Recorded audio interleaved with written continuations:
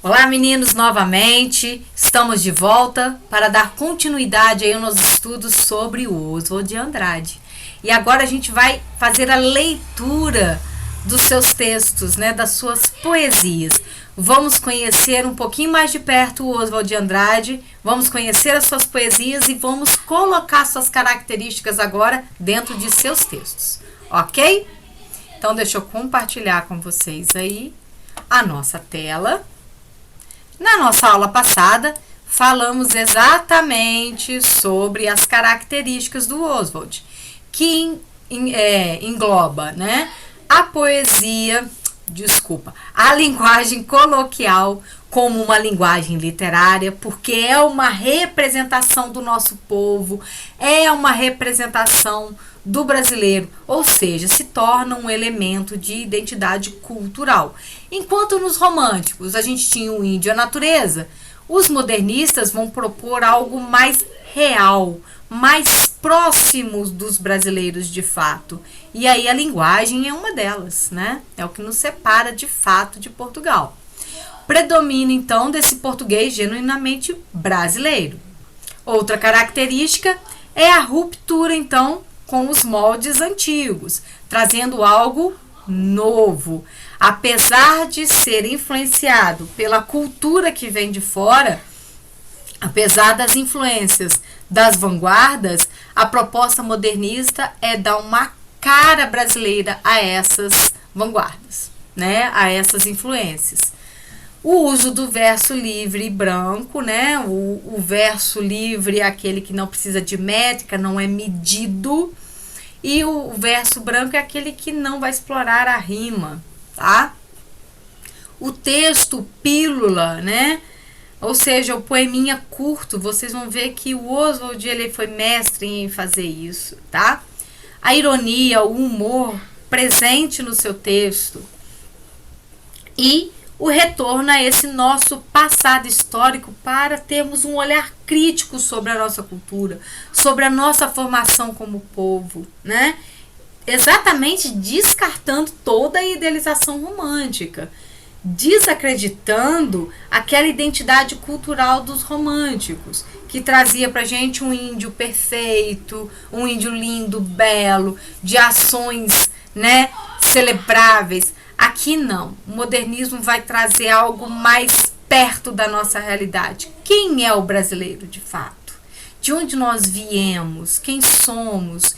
E como ainda somos colonizados culturalmente? É isso que o modernismo quer apontar, ok? Falamos disso então na aula passada, vamos aos textos. Começamos então com as influências das vanguardas nos textos de Oswald de Andrade, tá? Olha só aqui os textos que eu trouxe para vocês. Aqui a gente tem dois poeminhas, como eu disse, são os poemas pílulas. Olha só como eles são curtinhos, rápidos, né? É aquela coisa dinâmica, é a coisa da modernidade, da velocidade, do próprio futurismo. Além do futurismo, a gente vê nesses textos a expressão do cubismo. Aí vocês vão lembrar que o cubismo ele vai trabalhar com essas colagens, com a sobreposição de imagens, vai se basear na dinâmica do cinema, né? Vamos pensar no cinema lá no início do século XX, como é que ele era feito, como é que as imagens entravam em movimento. Quando se colocavam, né, fotografias uma após a outra, girava naquela máquina, naqueles rolos enormes, aquilo fazia a pessoa movimentar, as imagens se movimentar. Então imagina um monte de imagem em sequência que juntas criam esse filme de movimento. A ideia, a proposta da poesia cubista é muito semelhante. É você criar imagens e sobrepondo essas imagens para criar um cenário maior. Então vamos dar uma olhadinha, né, nesses dois poemas. São José del Rei. São José del Rei seria hoje, né, a famosa Tiradentes. tá? Esse era o nome que ela tinha, São José del Rei. Bananeiras, o sol, o cansaço da ilusão, igrejas, o ouro na serra da pedra, a decadência. Vamos entender, né? Olha só. Primeiro vamos olhar a estética da poesia, depois a gente parte para o entendimento do poema. Bananeiras, o sol, o cansaço da ilusão. Observe que ele vai criando imagens que estão separadas. Bananeira, sol, outra imagem, cansaço da ilusão, tá? E aí a gente começa a sobrepor essas imagens para criar um cenário. Igrejas, ouro na serra da pedra, a decadência.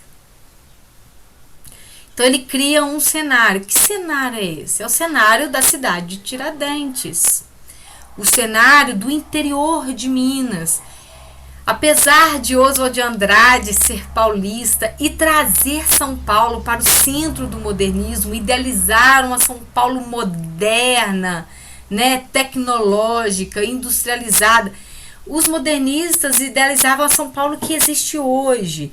Mas lá naquela época ainda era uma cidade pequena, era uma província que estava crescendo, né? Que estava tendo investimento. Então eles começavam a pensar que São Paulo poderia ser o futuro, né? Poderia ser esse Brasil moderno que eles tantos desejavam.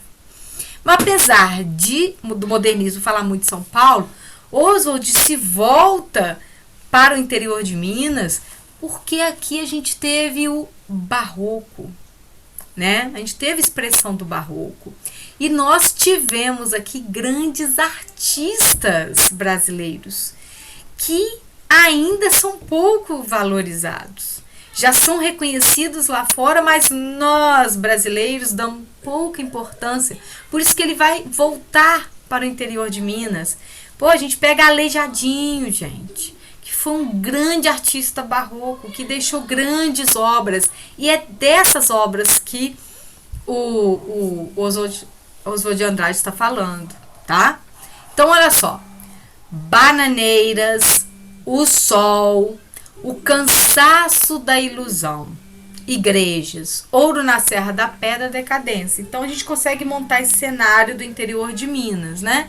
Você imagina a bananeira, a igreja lá em cima, o ouro, né, sendo explorado em Minas Gerais. Olha só o cenário que ele monta, um cenário maior. E agora vamos entender o que esse cenário quer dizer.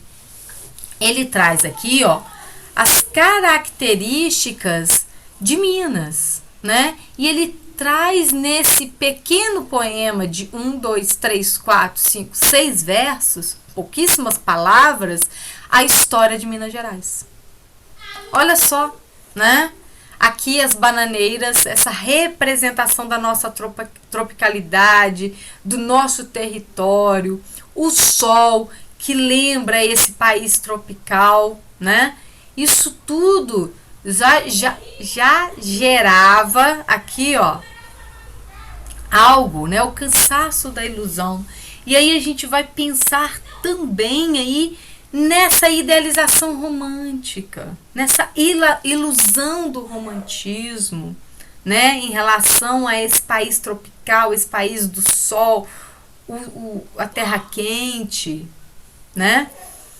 As igrejas, aí a gente tem a exploração da religião, que é muito forte ainda, né? A influência da religião na nossa cultura, né? No ser brasileiro, né? No país.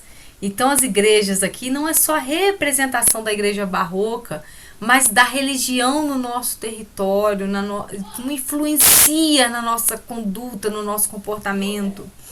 O ouro na Serra da Pedra, o quanto nós fomos explorados, né? Traz a nossa história, ricos, tão ricos, mas a gente olha para o nosso país, né? A gente vê a pobreza. Nós somos um país muito, muito rico e que foi muito explorado, né? E aí a decadência. A decadência, a gente pode pensar nessa exploração do ouro, foi explorada a exaustão, né, no período do ciclo do ouro, e também a própria decadência da nossa sociedade, tão rica, tão poderosa, né, e explorada, apesar de éramos colônia, claro, e queríamos ser explorados, mas a gente também se deixava explorar. Quando a gente olha, né, a nossa história, a gente percebe isso, né? Deixamos explorar. Então, olha quanto que um poeminha pequenininho traz de informação. Outro poema é a Hípica.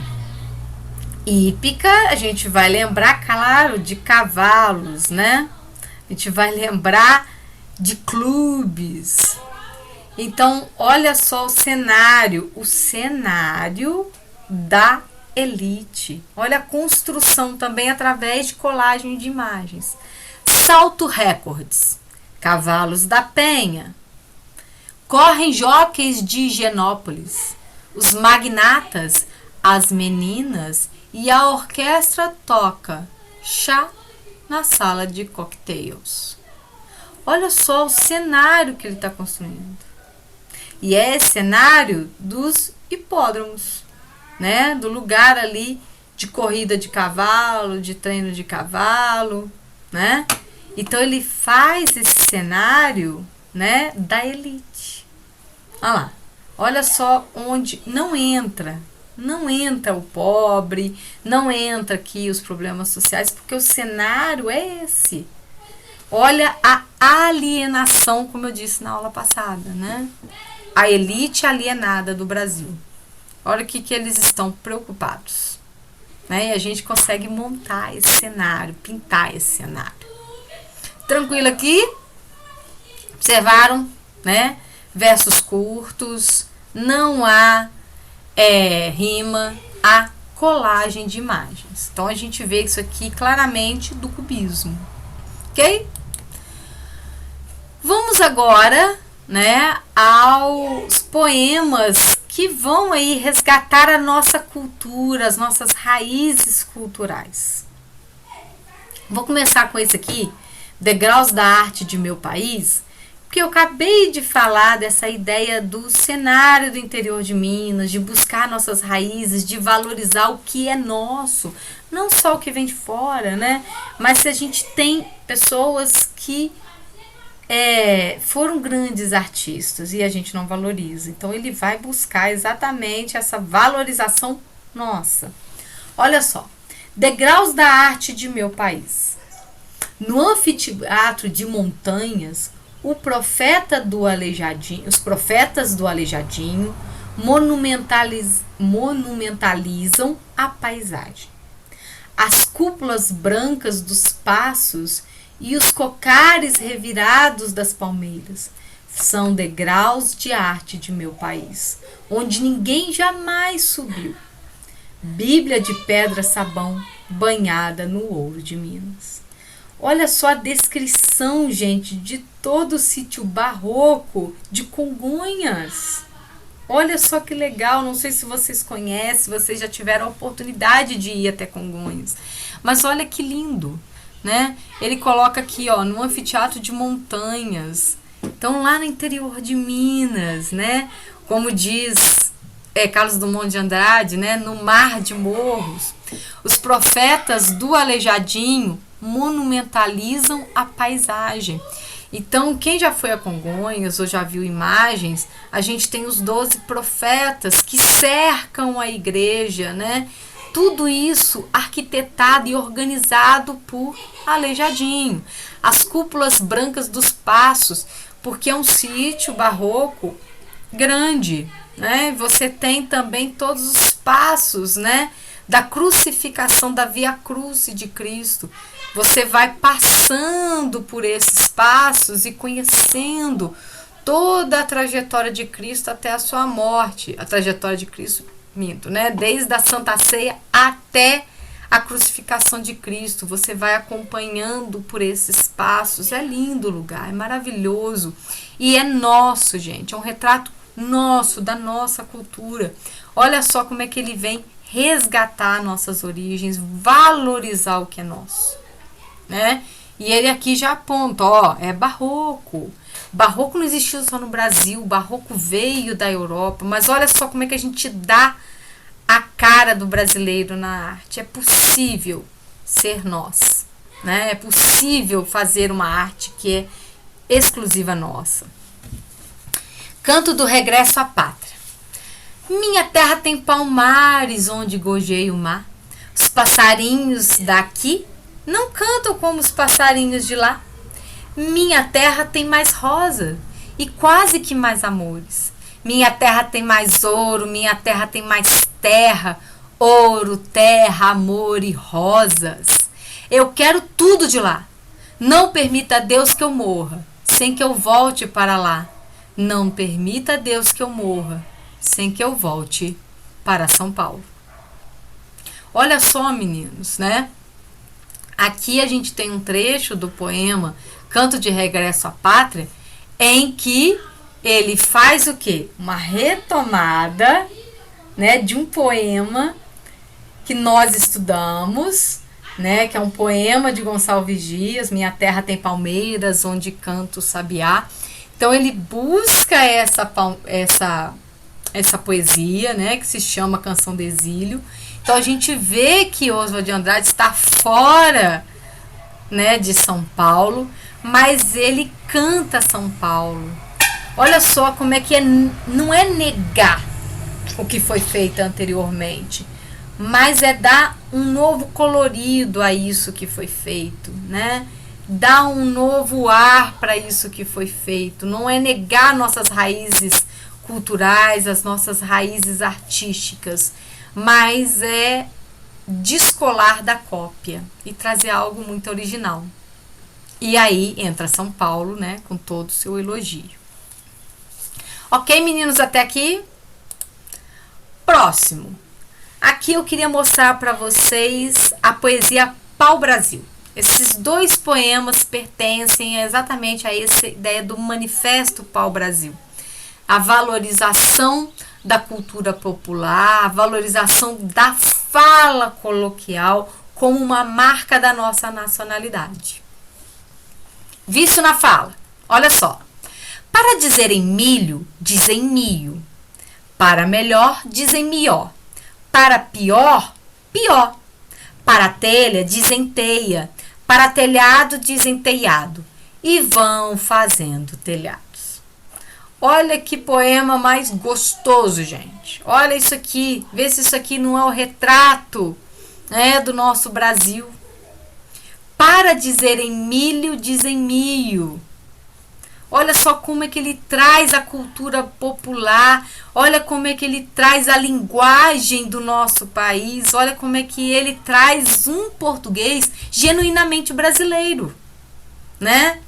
E o vício na fala é porque não é que é vício, não é como algo ruim, não é o vício ruim, mas é como nós construímos a nossa linguagem. E nos vicia porque é gostoso falar, é gostoso ouvir, entendeu? Então, ele traz aqui, né, um grupo social. Quando a gente lê esse texto, a gente percebe que ele retrata, que ele traz para a poesia não a elite, ele traz o trabalhador, aquele grupo menos escolarizado que, mesmo sendo menos escolarizado, mesmo sendo um grupo dito pela sociedade inferior, eles também constroem a nossa cultura, eles fazem parte da nossa cultura. E sem eles, o que seria de nós? É isso que ele está retratando, tá vendo? Olha como é que há essa valorização da cultura brasileira. Então, para dizerem milho, dizem mio, para melhor, mió, para pior, pior, telha, teia, telhado, teiado, e vão fazendo telhados.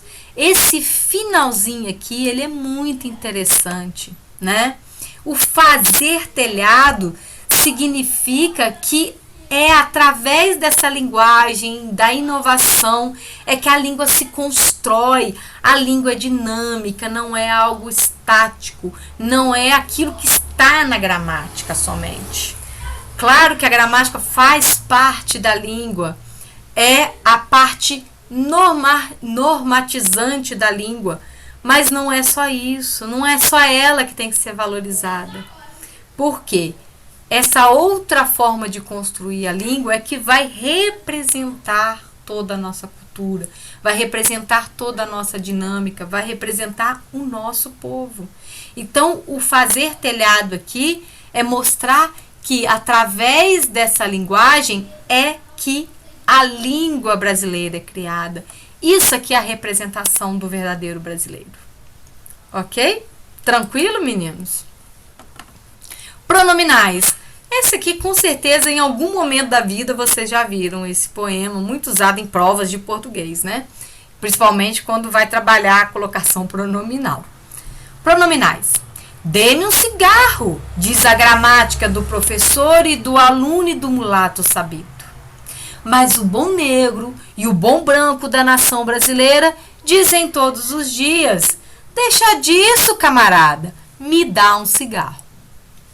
Olha aqui de novo ele retratando a nossa maneira de lidar com a língua, a nossa maneira exclusiva, o nosso coloquialismo que marca a nossa brasilidade. Olha só, dê-me um cigarro, diz a gramática do professor e do aluno e do mulato sabido. A gramática nos diz que esse é o português correto. Porém, no Brasil, pro bom negro, pro bom branco, para a nação brasileira, olha só, para todos, todo dia se diz: deixa disso, camarada, me dá um cigarro. A gramática diz que não devemos começar frases com pronomes oblíquos, não é verdade? Pronome oblíquo átono, por isso dê-me um cigarro. Mas só que nós não seguimos essa regra, nós falamos todos os dias: já disso, camarada, me dá um cigarro.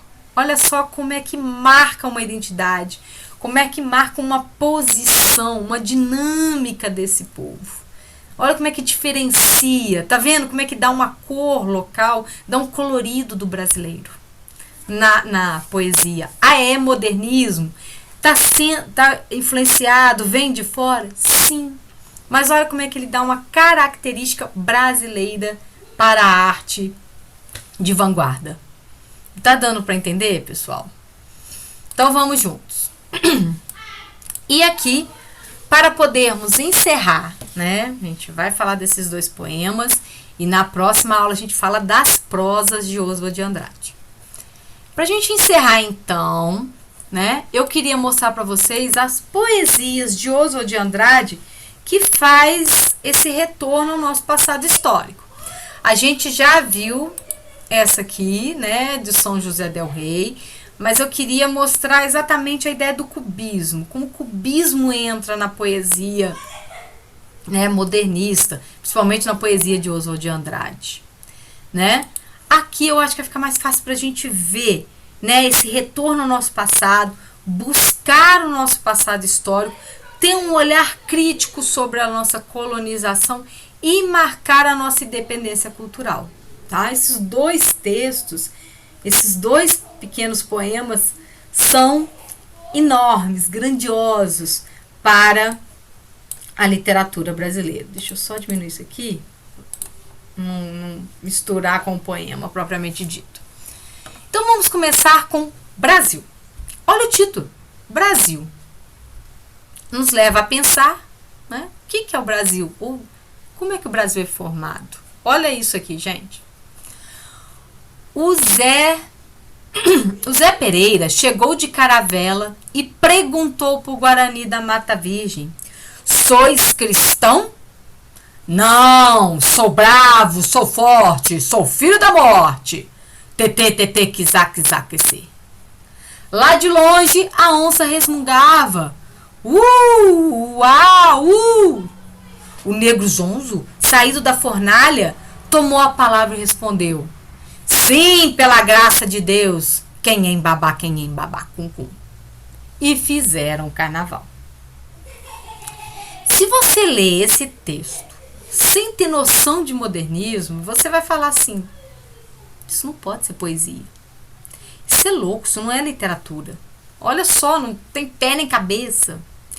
Mas quando a gente conhece, né, as características de uma escola literária, isso faz sentido. Então, Brasil é o retrato mesmo da nossa formação. Como é que o Brasil se formou? Como é que o Brasil se construiu?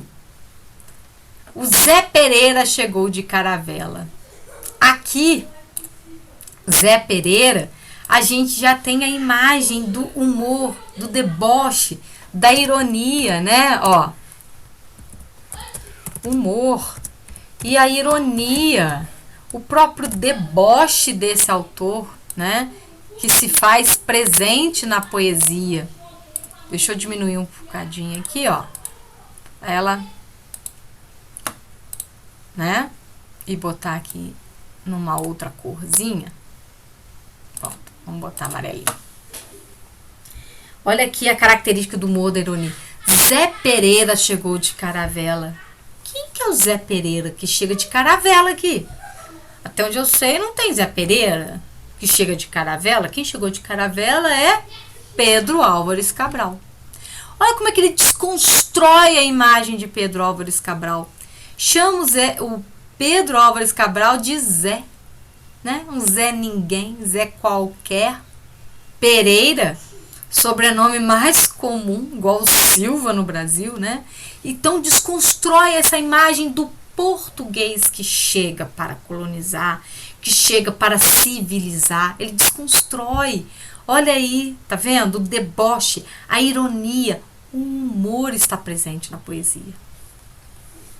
Então esse português cheio das bancas, mas que aqui se desconstrói, que agora ele é um Zé qualquer que chegou aqui, perguntou, olha a linguagem coloquial predominando no texto, e perguntou para o Guarani da Mata Virgem, sois cristão?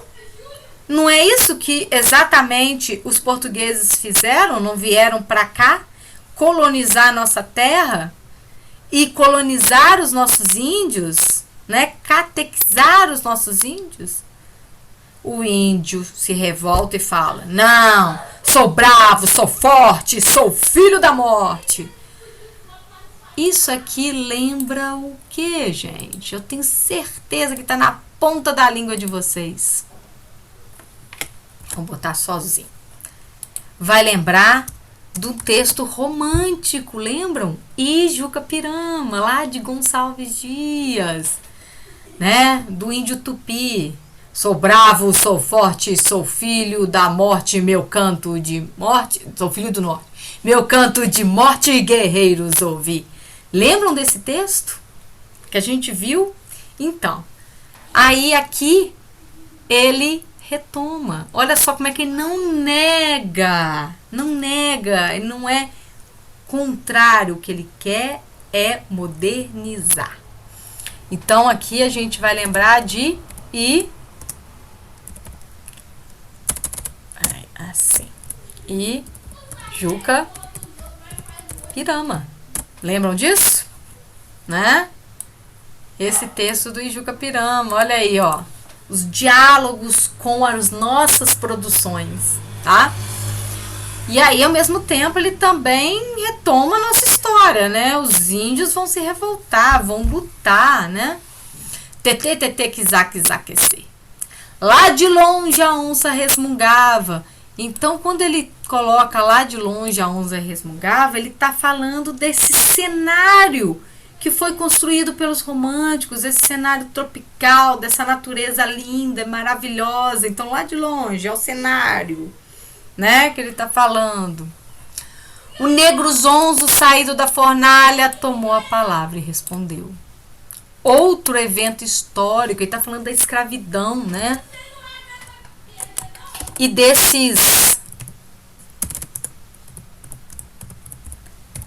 negros que chegaram aqui, coitados, perdidos, zonzo saído da fornalha, né? Esses negros que saíram da África, entraram no navio e chegaram aqui e nem sabiam onde estavam, coitados. E eles tinham direito de escolha, tinham direito de usufruir de sua religião? Não. Então, por isso que eles respondem: sim, pela graça de Deus, quem embabá cum cum.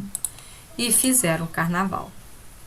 O fazer o carnaval é afirmar, é assim que a nossa cultura, o Brasil foi formado desse jeito, pela exploração do português, que chega aqui e impõe sua cultura aos índios, que impõe a sua cultura ao negro, que não abre espaço para a cultura original desses povos.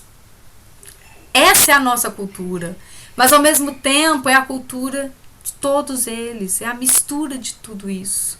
Tá? O fazer o carnaval significa isso. Vou botar aqui,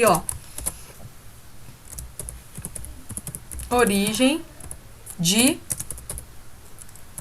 nossa cultura. Tá?